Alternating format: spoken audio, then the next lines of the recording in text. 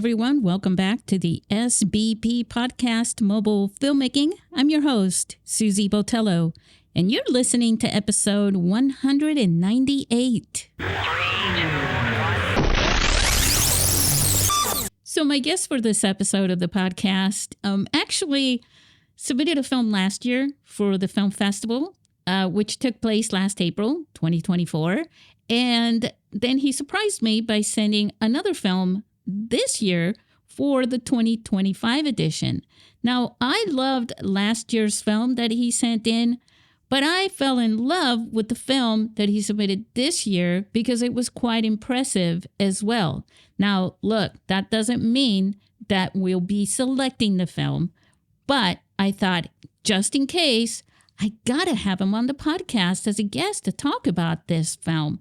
And when I reached out to him, surprise, he said, I've been listening to your podcast and I really like it. So of course I'll be a guest on the show. So I'm really happy and excited to share our guest with you.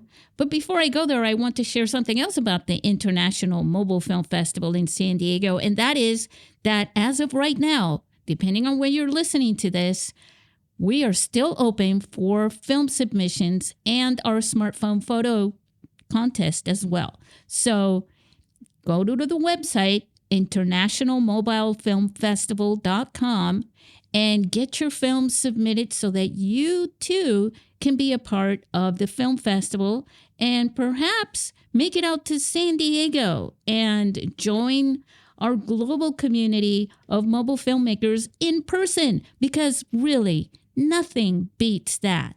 And you want to know something else that just can't be beat? Our guest for this episode, and I'm going to introduce you to him right now.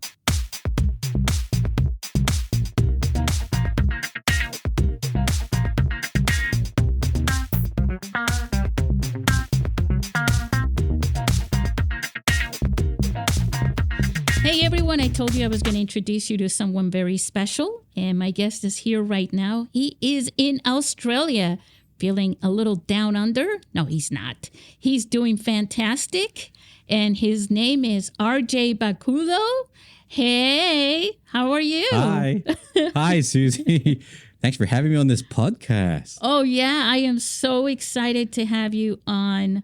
Look, last year you submitted an awesome film which brought keyboards to the front of the line in a way that we had never thought about before. Why don't you share just a little bit of that? But first, share a little bit about you, where you happen to be right now, and a little bit about your history in film, because this is hard work. Why do you love it? Yeah, sure. Well, how the origin story of all this. Wow.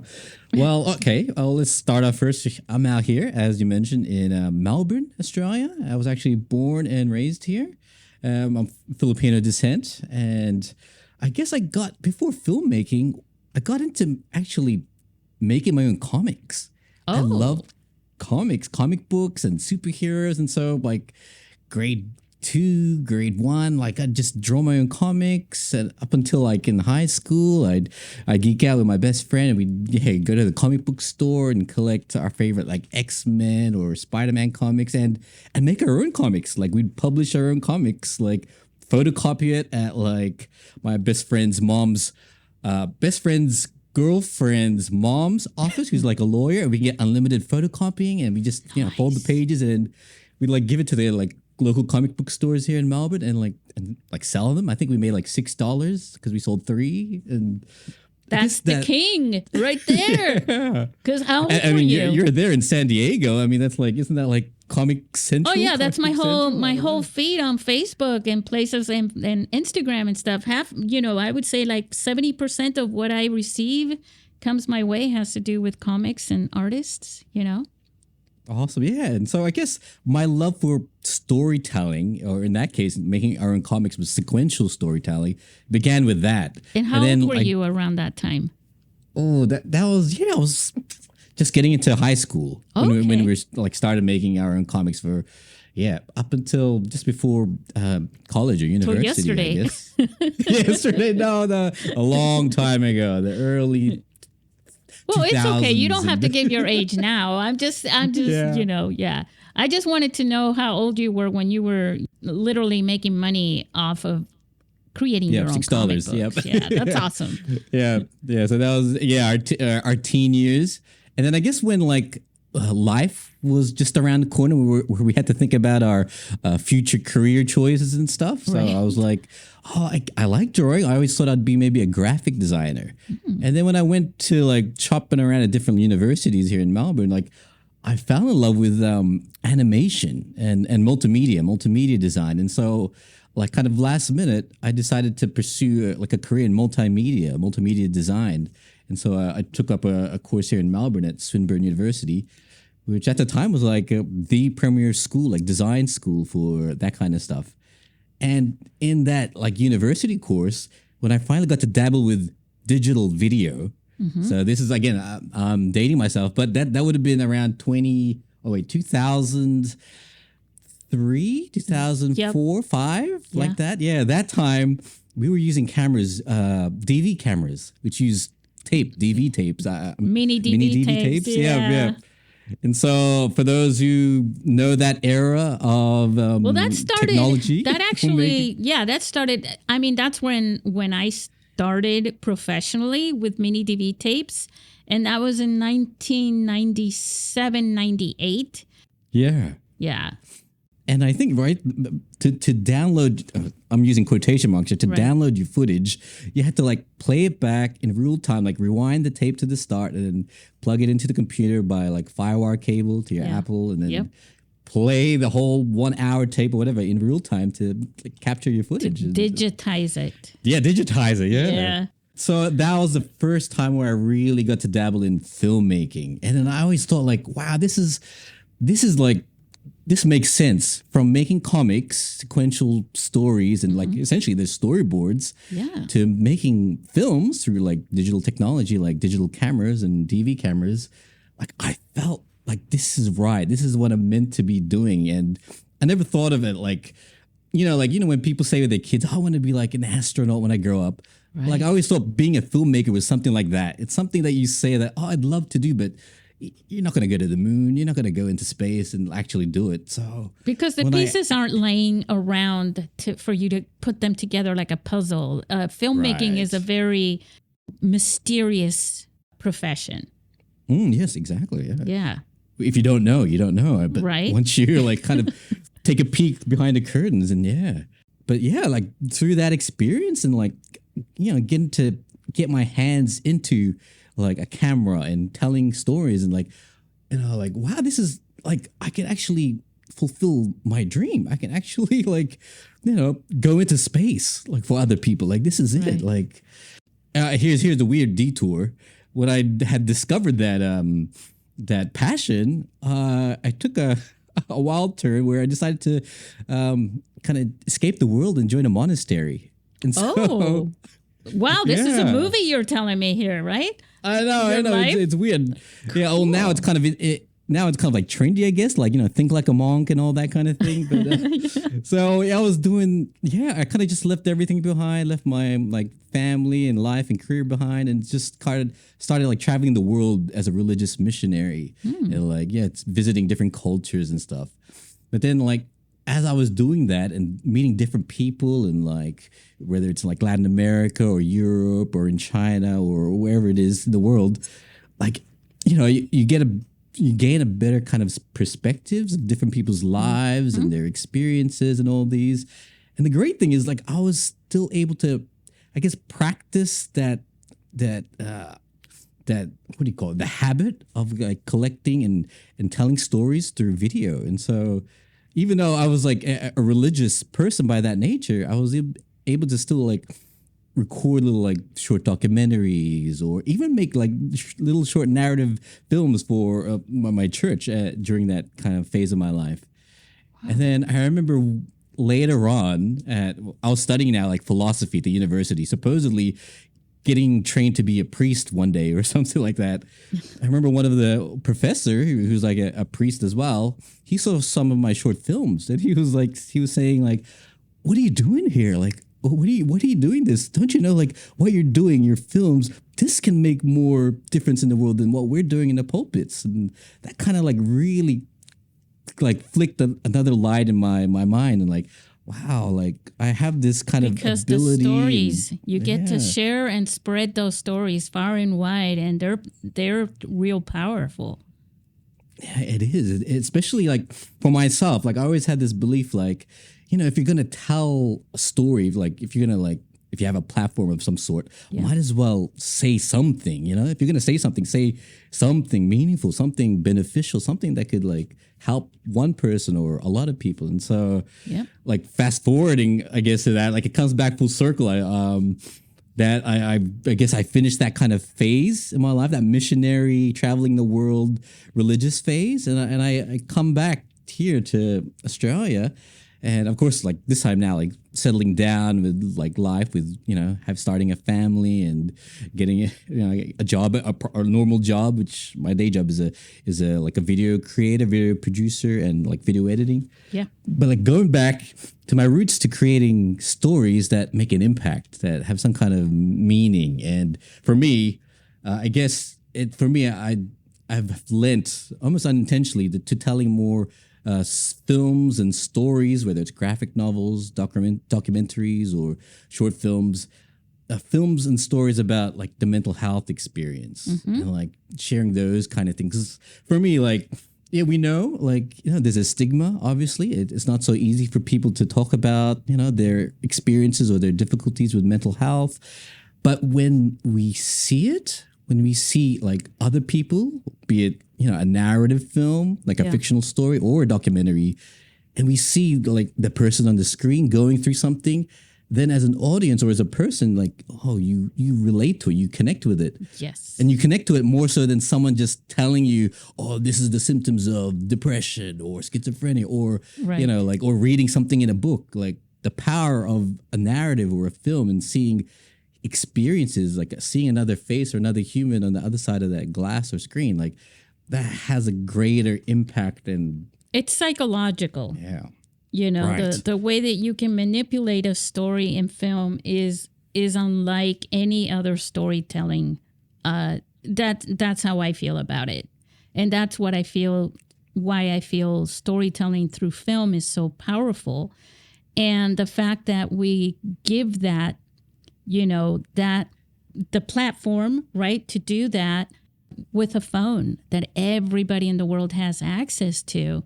It just means, you know, you're sharing that power that for the first time, now I'm dating it back to the beginning of mobile filmmaking, but even today, to be able to say, hey, you don't have to know people, you don't have to find or just take a second mortgage on your house just to make that dream film.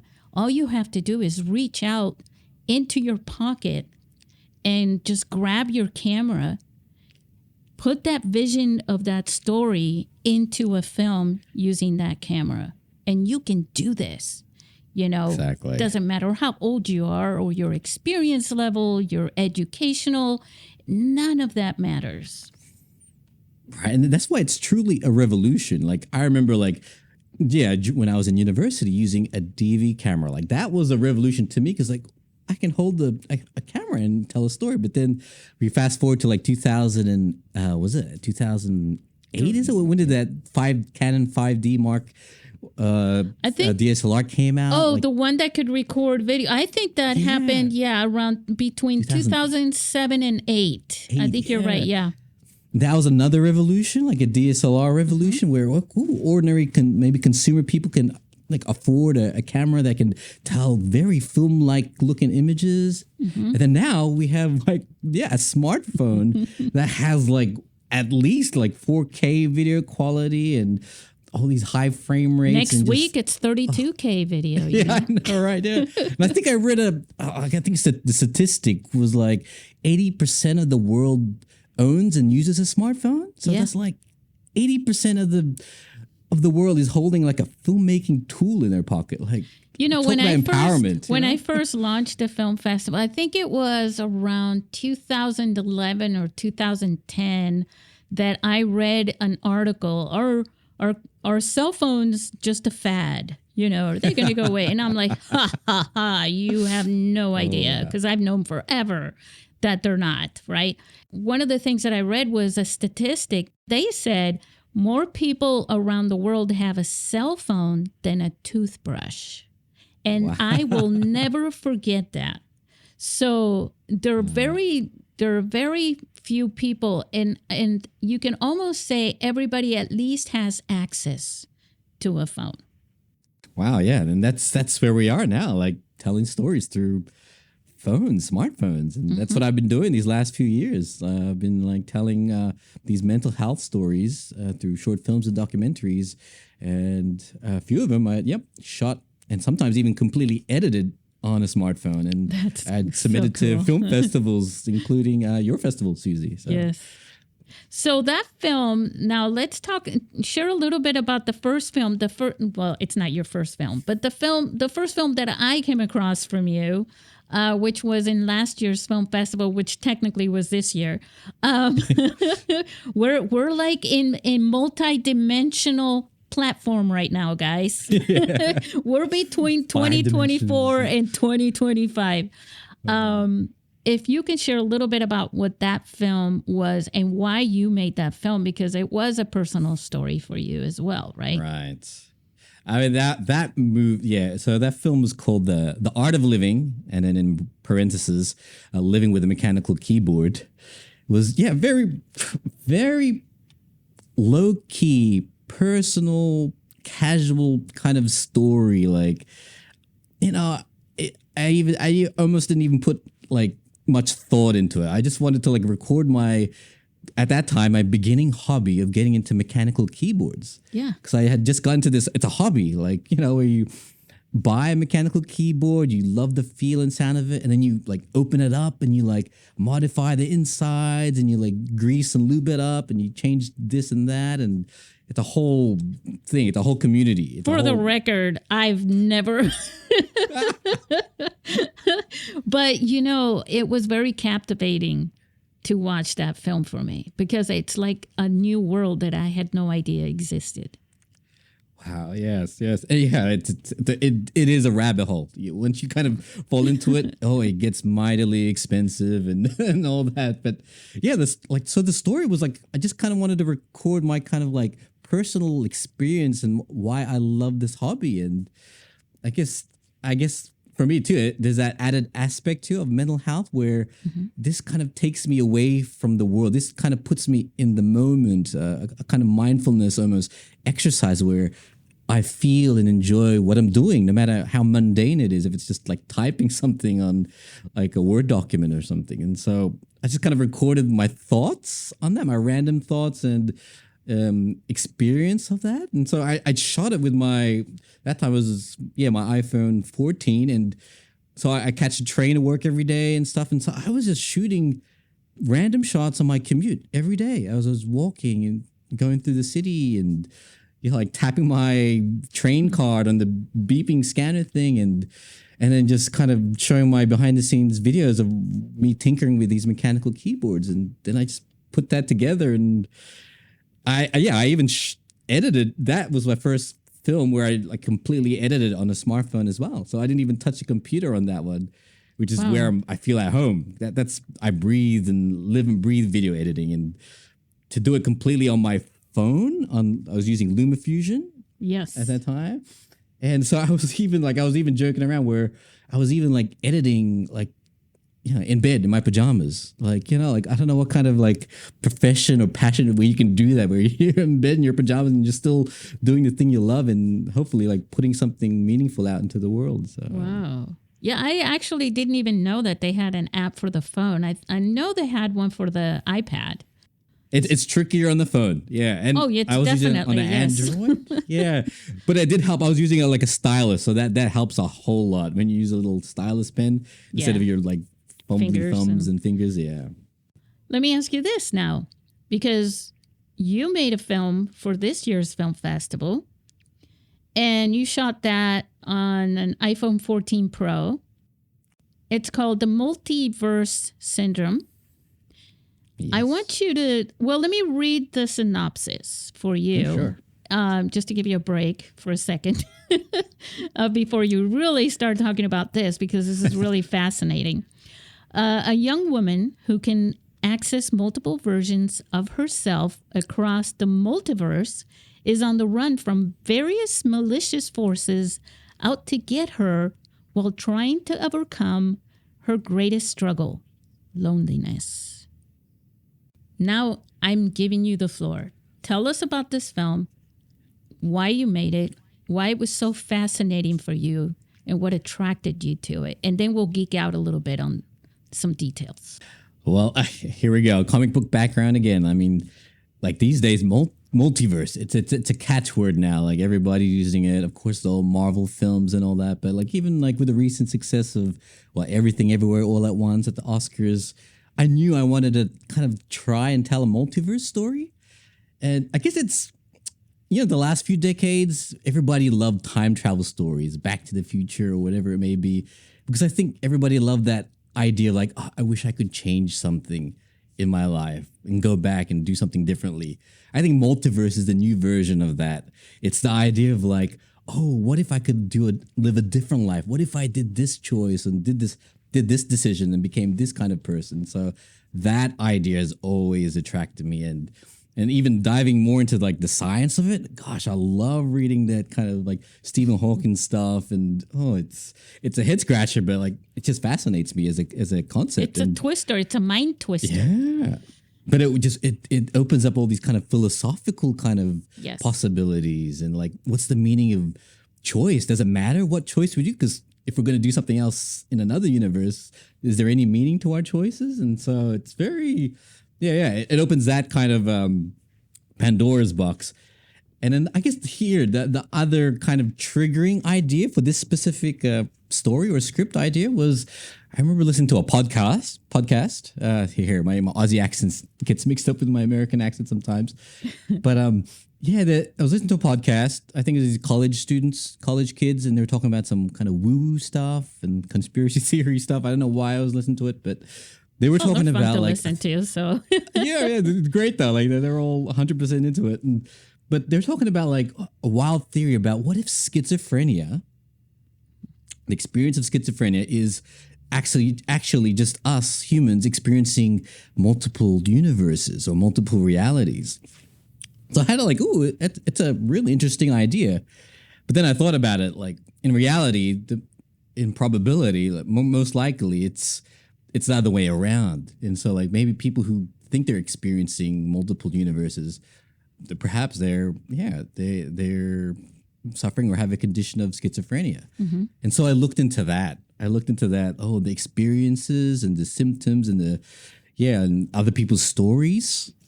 I guess so the inspiration of this story, the Multiverse Syndrome, is I wanted to I don't want to explain schizophrenia as a illness or a concept, but I wanted to show a bit of what like that experience is, and then kind of fusing it with the idea of the multiverse, or the idea of multiple realities and different lives and the what ifs that could be, the what ifs that are. And so I fused those two concepts together, and that's how this film kind of came about. And it probably took about a year. It was like germinating in my head for about a year and a half. And then like by the time like, I need to do this. I need to get out of my gray matter. I need to get out of my skull and do this actual thing.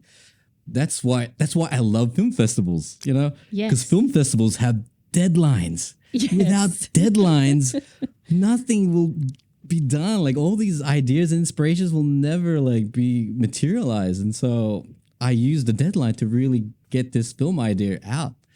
And funnily enough, originally it was meant to be shot on normal cameras, not smartphones. I was meant to shoot on my own like Sony cinema cameras and stuff like that, and use a crew and stuff.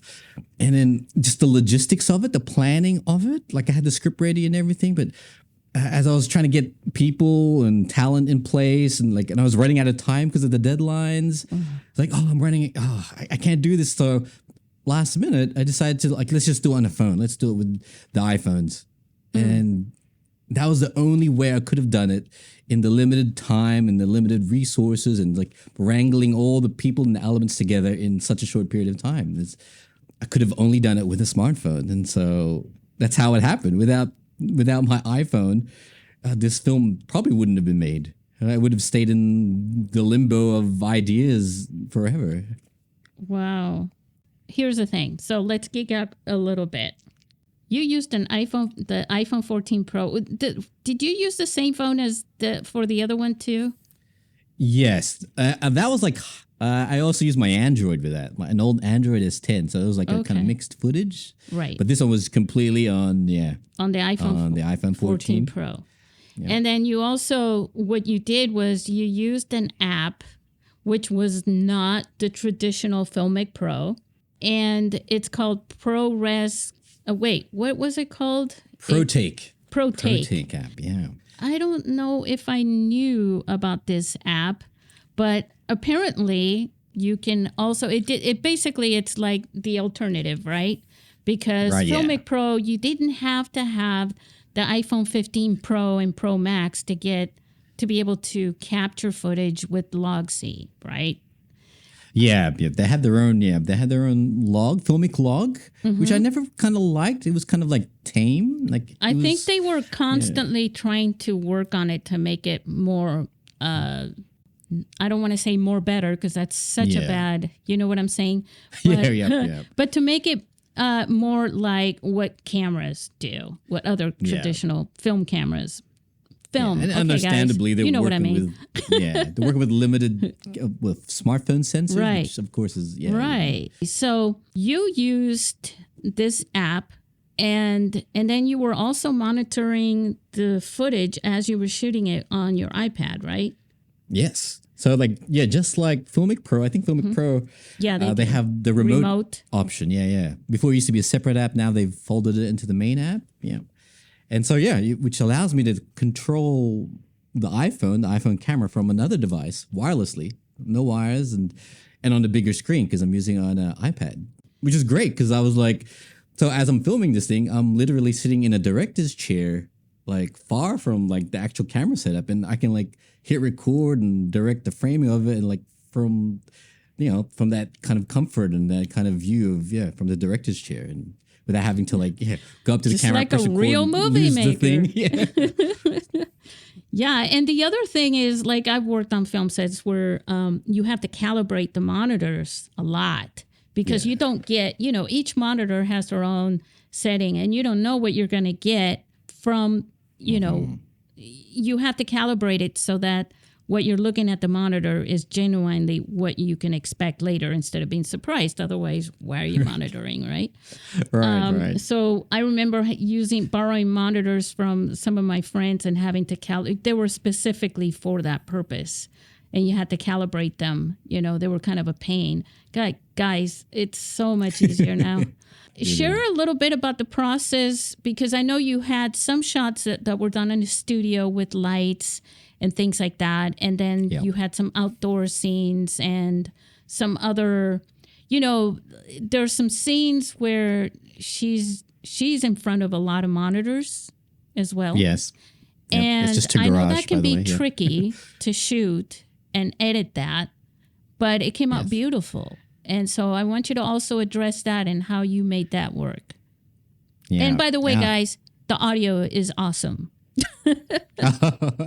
Thank you. Yeah, well, we shot it, I think, 3 weeks before the deadline that I was chasing, I think. So we shot it all on one weekend. Actually, mostly on one day. God, that's crazy. Probably 85% of it was on one day, from early morning till the evening. And I made sure the locations were kind of nearby-ish. We didn't have to travel too far, and because there's a lot of costume changes involved. That's why I'm saying it's crazy. I mean, it's not crazy to film a film in one day. It's just crazy because of all the alternative stuff that you had. You had different locations. You had different setup. I mean, even her hair had to be done differently. Right. I mean, it was hair and makeup and wardrobe. I mean, it wasn't just wardrobe. That's crazy. Yep. And my lighting. Thanks to my wife for that. Yep. Yeah. Wow. Yeah. So a lot of planning. I always believe in pre-production. Without a good pre-production, you're not going to have a good production. And so I really deeply believe in like getting that right, that process right before like hitting record. And so, and the great thing is I did a lot of the pre-production again on a mobile workflow as well. So for starting with the script, I wrote the script on my iPad. Usually in the past, I've used like a desktop computer. I use like Final Draft software with a to write my scripts. keyboard, right? Yeah. yep, with the keyboard. Yeah, and even that software alone, Final Draft, like that's what everybody uses in Hollywood, but it's not exactly cheap either. I was using the educational discount like back in the days. Right. But then I found out that they have a mobile version of their app called Final Draft Go, and you only pay like $2. You pay $1.99 a month. And so like, whoa.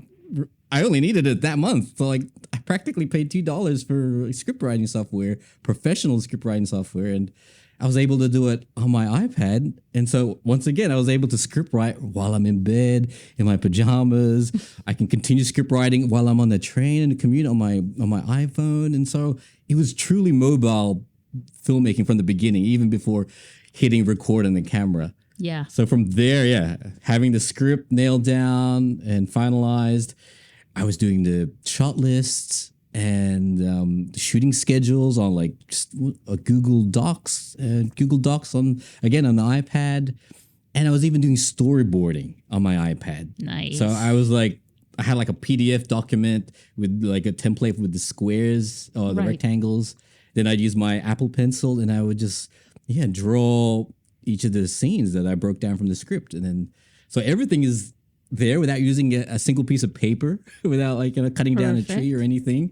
And so everything I had was the script, my shooting schedule, shot list, storyboards, ready to go in that one rectangle device, the iPad. And so on the day of shooting, I just had to pull that out and like just knock things out one by one, following that. And so and so how many people did you have on your crew? Oh, it was very minimal, very tight. So I had my wife being like kind of production designer. So she'd set up the next room or location, like while we're shooting the scene before that. She'd also help with the makeup, and we'd had costumes, of course, ready before then. So one, my wife, and then two, my other good mate, my other good friend, who's helping out as helping out with audio recording for me and recording some behind the scenes footage. And also he had sometimes you just, as a director, you need like a second head. You need a second vision that you can kind of bounce ideas. Yes. Yeah, and so like being like the director and the DP at that, and my friend he also shoots his own things. He also makes his own film. So a few times some scenes I would like ask for his like, oh, how can we tackle this scene and this horror scene, or how do we do this? And so he was able to help out with a lot of those kind of things. That's why I have him credited as like an assistant director. And then that's it. I had our actress, our one actress, our main actress or actor, because she's playing multiple versions of herself. Yeah. And then we had just some extras, 2 extras. So I think it's like 4 or 5 people on the set, I guess, at the most. That's pretty good. But yeah, practically 4 at most times. So very slimline crew, skeleton crew in production. So yeah. You were done. You got all your schedule. You got all the shot lists. You had your call times. You got everything ready to go. Your call sheets, I should say. Yeah. And you're ready to record. Yeah. You're ready to roll. You're on location first day. Well, the day. Nice. And so, you mentioned the app that I used was ProTake. So it's a subscription app. I know a lot of people kind of like, look down at the subscription model, but I'm happy to pay for this one because I just really love how this app, like it's easy to use. It's very intuitive. Like I don't have to like think too much or open up too many menus to get the results I want. And then the other reason, 2 more reasons. The reason you mentioned earlier too is I was able to do remote recording. Mm-hmm. So I can grab another device, an iPad, a bigger screen where I can like frame my shot and make sure exposures and do are right. log capture without a 15 Pro. Yep. Yeah. And focus. I can do proper focus, because you can't tell sometimes on that tiny phone screen if you're in focus or not. You're slightly off the nose or whatever. So on a bigger screen, that definitely helps. And then, like you said, yeah, it was an iPhone 14. It's not a 15, so it doesn't have Apple Log. But through this app, I was able to use the RE Log C, which is a standard that's being used in Hollywood as well. And so, and I like color grading that log footage from that log profile. Yeah, so, we've come so far from the earlier days where even though stuff looked great, Conrad Mess, right? Like he would shoot stuff with the iPhone 4 or the 4S, but he would use After Effects to do the color grading and the effects, rack focus. This is before the Filmic Pro came out, the Fixer. He was doing rack focus. That, yes. Yeah, he was doing rack focus. I mean, all he had was like basically a tripod. He didn't do sound. He didn't record sound. Everything was done later in post-production. And so he did the rack focus effect. He did some other, especially, the little butterflies that come into the building and all that stuff. So, yeah. Even I think, did he do like a fake diopter effect too, I think? He did everything. Yeah. Everything was done there. But he had, and I don't know if you know this or not, he's a friend, right? When he first started shooting that film, he had to start all over again a second time. Because what happened was that the protagonist in that film got a job and said, sorry, man, gotta go. And they were only like half done. So he had to start over again. But he's meticulous. Yeah, he got a new friend actor to do it, because he used to shoot Matrix style films with camcorders before that. So yeah, it's like I know his story inside out, because we talked when he was shooting the Russian roulette in LA. So back then, that was how you got a film to look quote unquote cinematic, was you had to bring it into Adobe After Effects, which is, it's a pain. It's not the easiest thing. I do not like that program at all. Yes, a lot of people, but it was also a very common thing at the time for a lot of filmmakers to do that, for color grading and for effects and all kinds of things. So anyways, okay, go on. I'm so sorry. I just had to share that. So like making sure that we're following our plan, our blueprint, and like the scheduling was really tight, of course. But like, then again, that's why mobile filmmaking has its advantages, because it's so agile. Like from one setup to the next, you can even like just literally pop it off the tripod and go to handheld and like catch a shot outside, do a chase scene. And if I was using like my original plan to use like normal bigger cameras, it would have taken 3 times longer than what it took here. And so, and it was a lot of footage. I think I shot in ProRes too. That was the first time too where I'd shot a film using the ProRes codec, which the advantages for people, apart from just like higher quality footage, is it's easy to edit with. When you're using, especially if your computer is not spec'd out like as with the most latest whatever RAM and video cards and hard drive. If you're shooting on a phone, most likely it's not. Yeah, using ProRes footage is easier on your machine. Because explain all this. Go for it. Because like a normal, I guess, say you use your normal Apple stock camera app, and all those, they're all compressed formats like MP4 or MOVs. And so when you put it into your editing program, your computer, what's it doing is it's uncompressing your footage so that it can be played. So it's using that extra kind of processing power to unpack it just so you can use it. By using ProRes, it's already there. It's not compressed. There's nothing to unpack. So you just work with like the footage as is, and so it's less strain on your computer system. It's like but it's almost raw. It's almost in photography or something like that when you bring it in for Of course, the drawback is it's ridiculous, humongous files. But but still, I mean, we have external hard drives for everything else.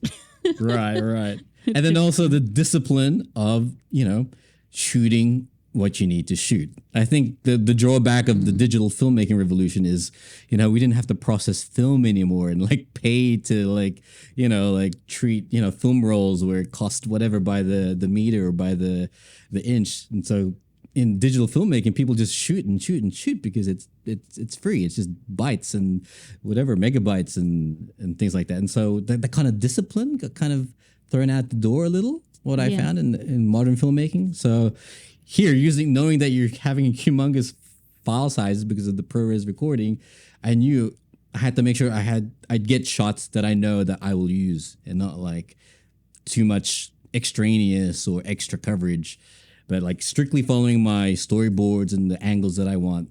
Those were the shots I was getting. And so I was making sure the production was, efficient in that sense as well. Yeah. Because there's a lot of file management and wrangling, and that makes the process even longer in post-production if it's not, as efficient or tight as it is. Yeah. Michael Corbell, one thing he says, in regards to that is intention. Right. That he never shoots anything without intention, which not everybody does that, and it doesn't always have to be like that. But you just reminded me of that because it's it's something that a lot of directors and DPs, professionally, they're always thinking about that. Right. And that's why, again, like I cannot like harp on more about like pre-production, like getting it right in that stage makes the execution in production like more smoother and, like you said, intentional, like purposeful, like, nothing's wasted and everything is the way it's meant to be and the way it should be. Of course, with like still room for like spontaneity and inspiration on the spot. Yeah, because like I think what Steven Soderbergh says, I love this quote that he says, like when he was shooting his first feature length film, what was it called? On sound or on? Oh, you mean the one he shot with a phone? Yeah. Unsane, yeah. I remember in the interview he was saying like shooting with like he was using iPhone 8 or 7 in that production, but he likened it to like shooting at the speed of thought. Like when you're shooting with these agile devices, like as soon as you think of something, an inspiration pops up, just grab your camera, get in position, and you capture like then and there, like in mere seconds. And so mobile filmmaking is creating at a speed of thought with little resistance from our conception and inception of the idea to like the reality in front of us. That's like, what mobile filmmaking even just does. Test shots, because so I had a GL2 mini DV, a Canon GL2. And that thing, Classic. I mean, Jesus, by the time I got between, the settings, you had to set up the settings every time you turned that thing on, from zebra lines, exposure, the format, I had a Beach Tech adapter for the XLR cable. I have one of those too on my right. Canons. And I had a VariZoom for zooming in slow and, at the touch of that little, and all kinds of stuff. And by the time you're done with all that, it's like, wait, what was I thinking about shooting? So, that makes sense. So, did you also see High Flying Bird by Steven Soderbergh?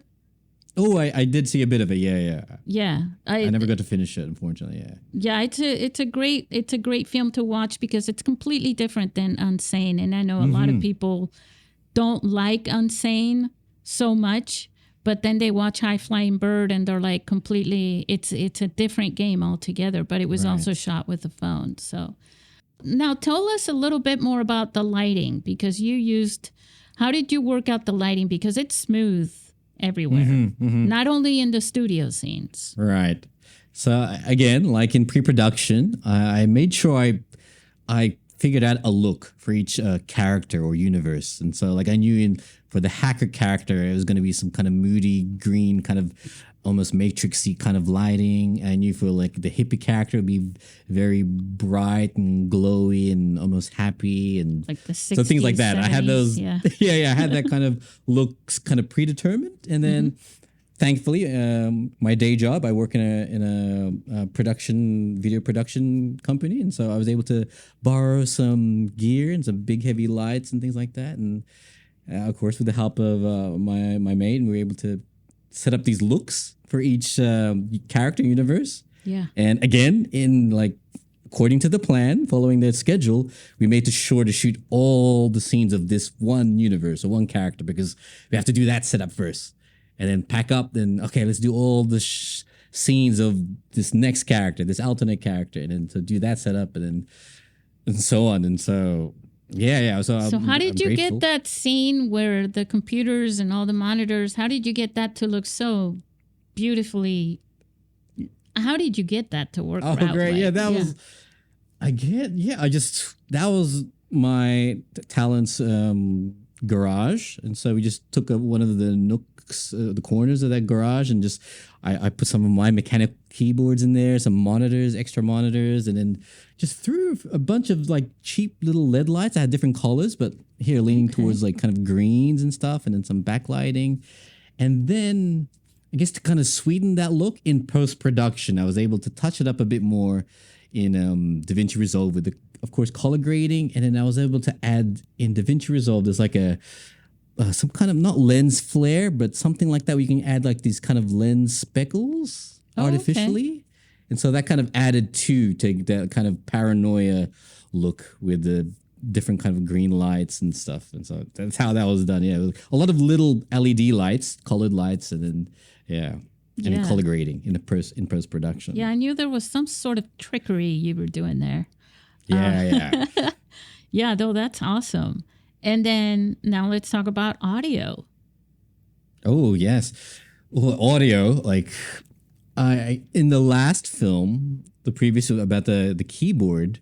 So I didn't have to record audio on set or whatever because I was just grabbing shots on my commute, and then I just put a voiceover on top of with a soundtrack, and so that was easy. I didn't have to like think too hard about like audio in that. But here we're recording dialogue, recording in some instances like sound effects and that. So I made sure for a lot of people they neglect good audio, good sound recording and things like that, and so I made sure I wasn't going to do it.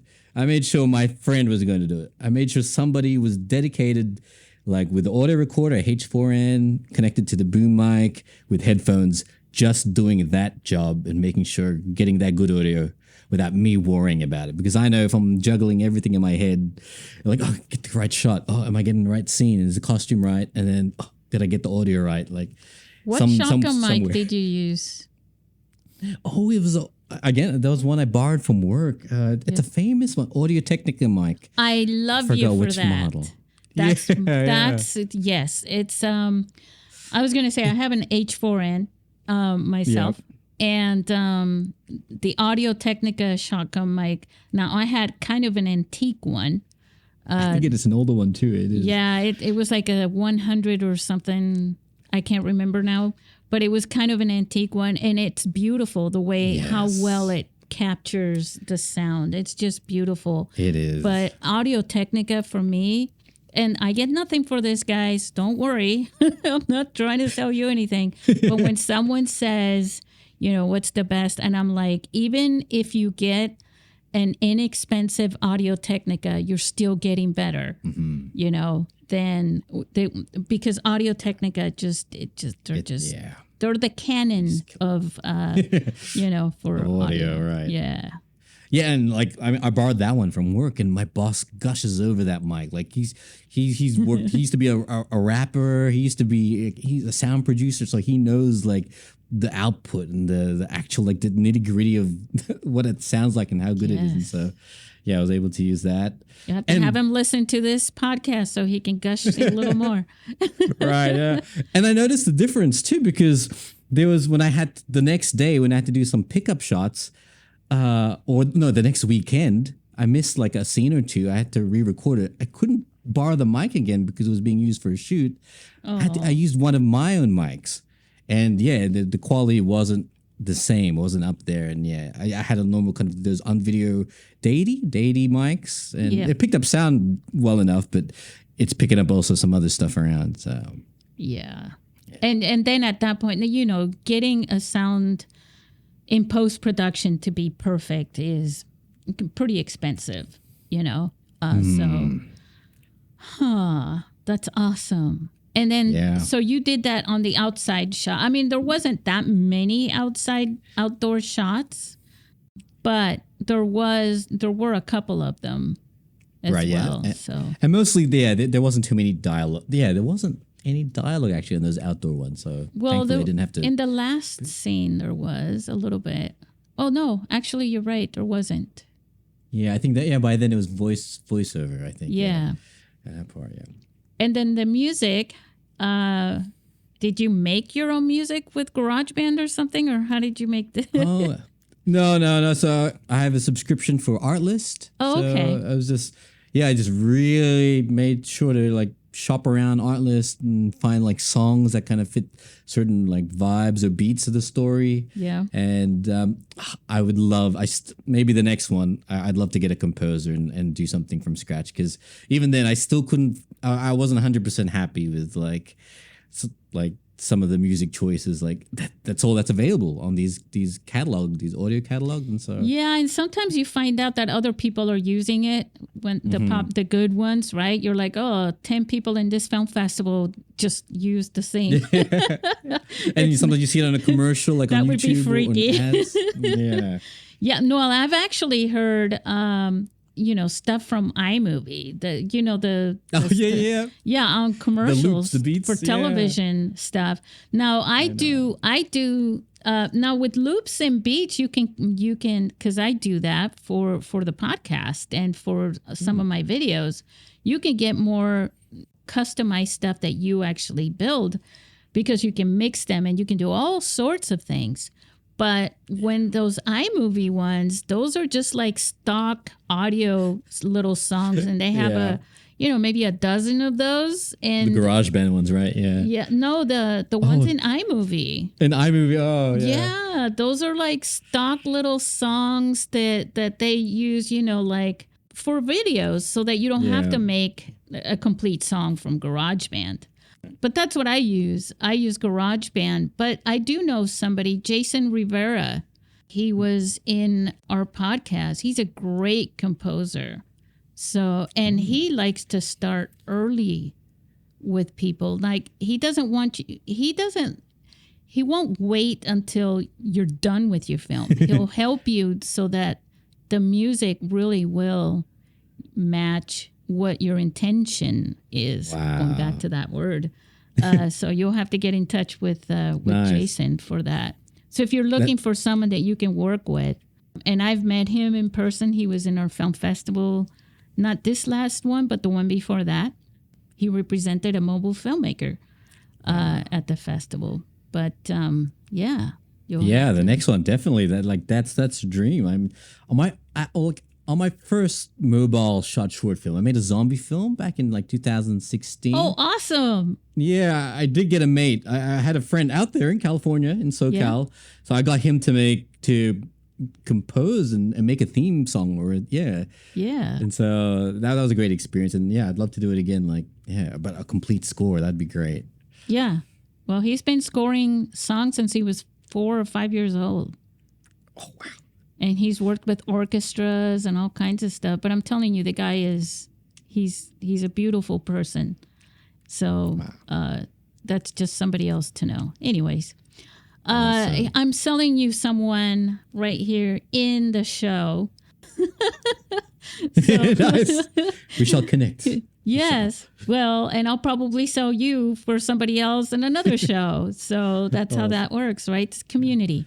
What did I miss? Now, so we talked about lights, we talked about audio, we talked about, the post-production and the editing. And then you had to sweeten everything up and you submitted. How long from beginning, from let me just go from production itself. Okay. Yeah. From that day until you were finished and said, okay, it's ready to go to get it submitted to a film festival. 3 weeks, I think. You are awesome. Yeah.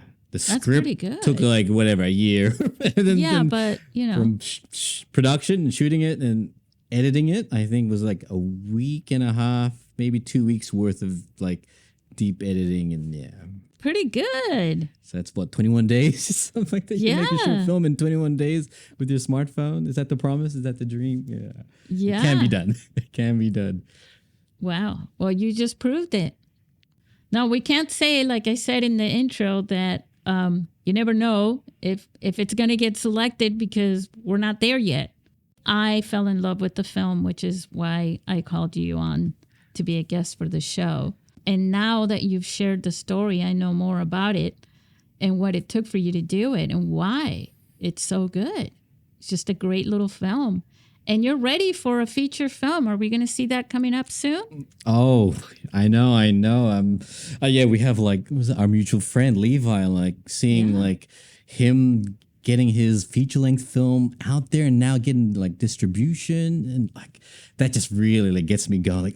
I'm gonna do it. This is my time. I'm gonna get that script first, and then let's go. Let's do this. A feature length mobile shot film. Yeah, definitely want to do it. We're talking about Levi Austin Morris, guys. The one and only. The one and only. And you got to meet him over there too. So that was a great opportunity, right? Mm-hmm. The film that he made, Paralysis, was an incredible film. And it did win the best feature film at our film festival. Yes. But the thing is that, he's getting ready for distribution right now. I remember on the Facebook communities, there's mobile filmmaker communities. Yeah. I remember seeing the short film version of that. The little short he made of the same film, and then getting that into a feature length, and now getting proper distribution. That is the dream. That is it's not a hobby. Mobile filmmaking, it's dreams do come true. It's going back to that whole I want to be an astronaut. Is that going to happen for you? But no, this can happen for you. You imagine what I sounded like to people in the industry back in 2009 when I first launched it. Even though this had been since 2001, I was seeing it happening, this is going to be the future. Prophetic, wow. Yeah, but well, I don't want to say like that, but it was just connecting things, right? Where you can see it. It's nothing that major. So when I say vision, I just started getting used to saying it was a vision, but then I feel weird about it because it's like a vision, and it's well, put it this way, you connect 2 or 3 things together, you can see where it goes, like a path, right? Wow, and you can see beyond it where that path leads. And that's why I'm calling it it was a vision of the future where everybody would have a phone and be able to make a movie, because it was just a matter of time that we're going to put these cameras on there. And, everything like traditional cameras, right, for photographs started out. Mm-hmm.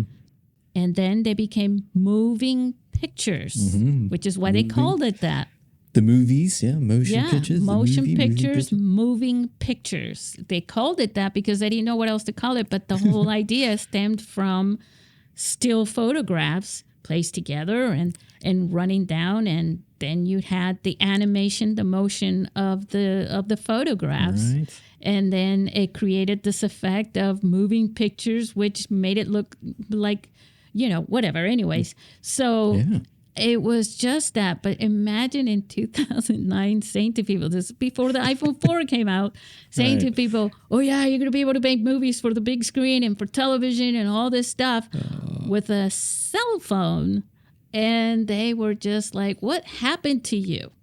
What is wrong with you? And meanwhile, I'm working in the video production, and video production, you're there. They're very technical. It's not very artsy. I tell people sometimes the difference between filmmaking, making movies and narrative films and stuff, is more on the art side. Video production, no, those are very technical people. And to say to them, some of them got mad at me. They were offended, and they would say it. You're offending us. Stop it. Wow. And I'm like, I'm not stopping it. I'll buy you a beer if you could just humor me. But yeah, and here we are today, right? And we're talking about films, feature-length films that even Hollywood directors and television directors like Steven Soderbergh made. But even that alone, like making a feature-length film, that is an accomplishment itself. That's a miracle in itself. Like, Yeah. And I don't know, how many entries did you have last festival for? Well, let me tell you what. In 2016, I remember I said it at the film festival that we had. I said, by the way, we're ready for feature films in our film festival. And then I went on the International Mobile Film Festival Facebook group and said, hey guys, it's happening for next year, right? Right before we launched the opening. And we started out with, I think it was like 20 to 40 minutes just to ease it up, like just to get that ball rolling. Yeah. Because, technically at 40 minutes, it's a feature length film, right? Right. And I wanted people, but it was always a separate competition. Mm-hmm. Like you're only going to compete with another feature-length film. And the whole point of it was we're only going to select 3 at the most from no matter how many entries we get. Mm-hmm. But see, I put a lot of restrictions in our film festival, RJ. I tell people they have to be this length. They have to be, because a lot of they're not mobile devices. Mobile devices, a DSLR is a mobile device, mobile camera. I'm telling people it's just the phone. And a lot of people mix and match, right? Mm-hmm. So it rules a lot of people out. The only thing I did say was, hey, we got to do this. In 2018, I said, okay, drone aerial shots. Not just drones, like just to film with a drone camera. Yeah. But aerial shots, right? 10% maximum of the total length of your film. And I did that because that brings production value, to a lot of films. But that's it. That's the only other thing that you're allowed. So I put a lot of restrictions on these things, and people sometimes get a little upset about it. Well, I want to be in your film festival, but why can't I, and it's like, would you rather that I say everything goes as long as it's shot with a mobile device? And they're going, yeah. And I said, but listen to what's going to happen. I'm only going to select a specific number of films anyways, because it's a live program, right? It's an event. Right. And then on top of that, this is the cool thing though, RJ, that when you submit a film and it meets all that criteria, everybody else meets that same criteria. Mm-hmm. So that means you're only competing in a real, genuine, equal arena. Yes. Because everybody, there's no lions, right? Coming in and competing with your shot on a phone. Everything. Now, I do not limit the types of phones. So all brands qualify, right? Yeah. But they have to be a smartphone. And it's been like that since day one. And in the first film festival, we had like 8 or 9 films total. Wow. Yeah, total. Wow. And I know, right? But they were all shot. And I think one of them was shot with an actual cell phone. And I didn't even care. And I think it was vertical shot. Like, I didn't even care. Yeah. I didn't care because it was something. It was the very first film festival. It's like, yeah man, whatever you can give me.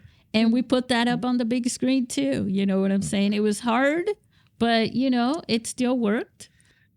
That was the very first film festival. And technically, it's been the same ever since as far as the criteria. We've lengthened some things and included the feature films.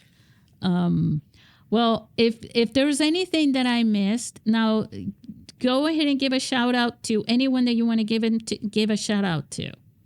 Oh, just to my number one supporter, my wife, of course, who puts up with these passion projects where I'm meant to be a parent and a father and a husband, and sometimes I'm taken away from that to pursue these kind of little projects. But I thank her, Rochelle, for putting up with me and supporting me. on this last film. She was the production designer. She'd set up some of the scenes. She'd help with the costume department. She'd help with the makeup and hair and all that. So yeah, more than just a supporter. So definitely part of the team. Wow! And, congratulations to her.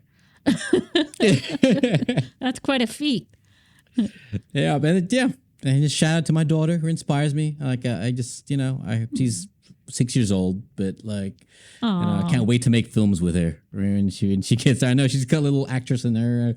She gets drama queenish every now and then, but yeah, I can't wait to be like sharing this passion with her too, and like seeing her like draw and stuff, like seeing her like artistic abilities develop. Like, ooh, you're doing it earlier than I did. I started later, so 6 years old is a very magical age, right? For children. Imagination, storytelling, like they have it. They have all those elements there. Yeah. Yeah. Oh, that's beautiful. What a beautiful way to shout out and to end this episode. You'll have to come back and give us more progress. Yes. Maybe during the production, and maybe you'll need a little more promotion to get some things done for your feature film. Feature length, yes. So we'll love to have you back, and hopefully your film gets selected, and you can come out to San Diego. Yes, I missed out last time. Yes. Oh. Yes. RJ, you rock. You're a rock star. Oh, thank you again too, Susie, for having me here. And yeah, I've been listening to this podcast for the last few years, so like I can't believe I'm on it now too. So thank you. That's a treat for me as well. So that's awesome. No, you're just gonna have the drive, the passion to just stick with it. Well, just like you making gotta a film. love these conversations. I really do enjoy these conversations. These are genuine conversations, and that's just recording them to me is a treat, and knowing that you're a listener as well was an extra treat. I was really excited to chat with you, and here it comes. My pleasure. Thank you so much. Now say goodbye to our listeners, RJ. Okay. Thank you, everybody. And yes, please grab that thing in your pocket. Do something. Make something. Tell your story. Make an impact.